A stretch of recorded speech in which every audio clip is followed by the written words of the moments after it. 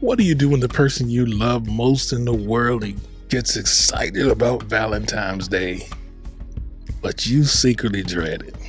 Like they're excited, like Christmas excited. They're dropping hints, sending you Pinterest and your ideas. And you're over here with that tight feeling in your chest because you already know how this goes. If you don't do enough, they'll feel hurt. If you do it and you're not into it, they'll feel it anyway. So let me ask you, when you think about Valentine's Day, what do you feel first? Pressure, resentment, anxiety, guilt, or feel numb like I'm over it? If that's you, you're not cold, you're not selfish. Those feelings matter because they're trying to tell you something. And here's the deal. This usually isn't about Valentine's Day at all.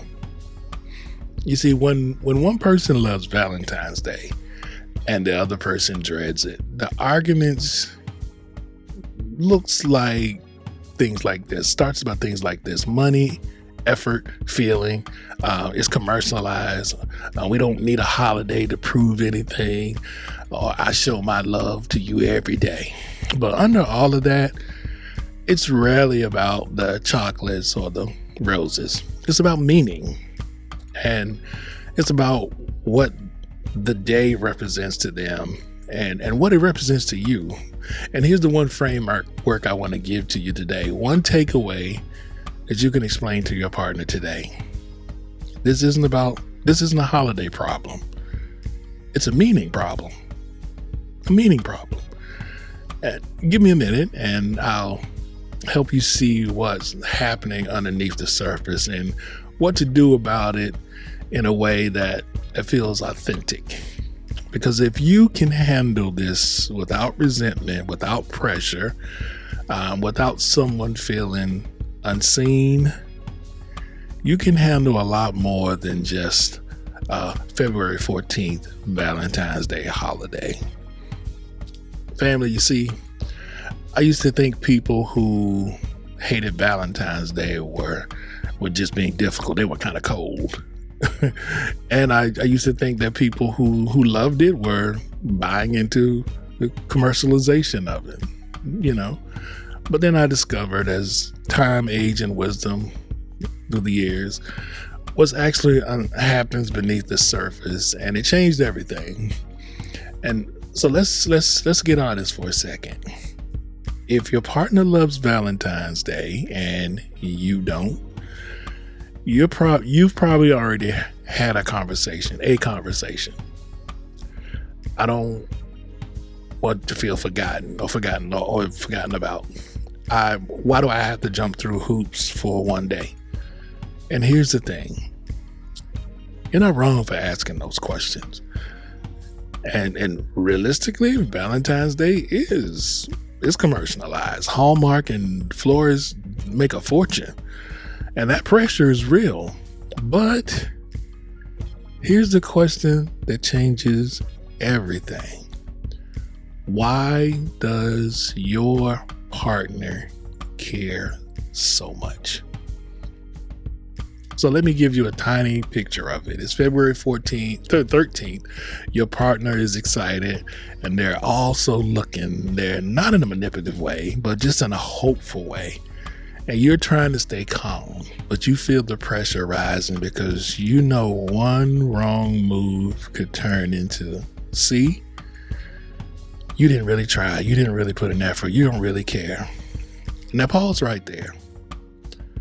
What do you usually do when you feel that pressure? Do you shut down? Do you get defensive? Do you avoid the conversation? Do you go through the motion but feel resentment in it? Those answers matter. Think about it.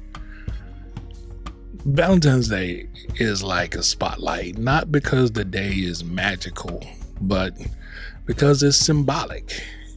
And a lot of us carry memories from childhood around Valentine's Day. Remember those elementary school days?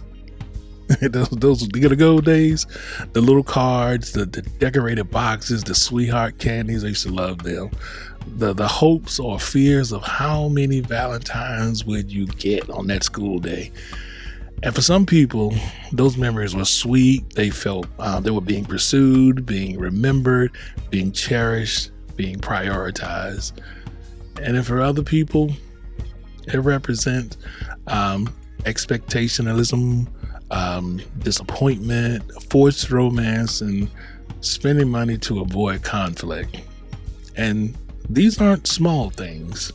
So if you dread the day, sometimes it's not because you don't love your partner. It's because your nervous system hears this is a test. And if your partner loves this day, it's not because they're shallow. It's because their heart hears this is a chance to feel chosen. This is a chance to feel loved. It's the love day. So let me ask you something, and I want you to really sit with this one. What do you think your partner is afraid Valentine's Day will confirm if you don't show up? That there's important. That's an important question to think about, because it's going to really raise a lot of questions and could possibly bring conflict. And the other side, what do you think you're afraid Valentine's Day will turn into if you give in, if you do this? A performance, people pleasing, or someone whose efforts never feel like they're enough?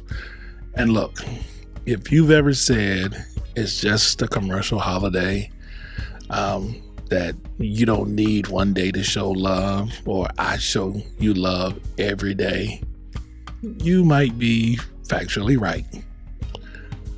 But emotionally, you might be missing the point, because your partner isn't asking, do you love me? They're asking, will you speak love in a way I can actually feel it for a day? Now, let's talk about what to do, because this is where couples either grow or repeat the same thing every February, every year. First, let me say this. This isn't about suddenly falling in love with Valentine's Day. It's not about faking enthusiasm. It's not about betraying your values or pretending to be someone you're not. It's about honoring what matters to the person who matters the most to you without losing yourself. Got to add that part in there. You can think Valentine's Day is commercialized and still show up for your partner in a meaningful way. Those two things can coexist. You can believe every word of objection and choose to make them feel loved. Those two things can coexist. But here's the catch. This is where people get it wrong. If you refuse to participate, or you participate with obvious resentment, it doesn't just disappoint your partner. It sends a message you probably don't mean to send. And that message is, what matters to you doesn't matter to me. And again, I know that's not your heart's intent. And you're thinking it's just one day. And why are we making such a big deal about it? But to your partner, it often isn't just a day. It's about being seen, being chosen, and being celebrated. And when that doesn't happen, like I said a few minutes ago, year after year after year, resentment builds. Not just about Valentine's Day, but about the underneath meaning, the meaning underneath it. My needs don't matter, or they won't even try for me, or I'm always the one having to compromise or being left out.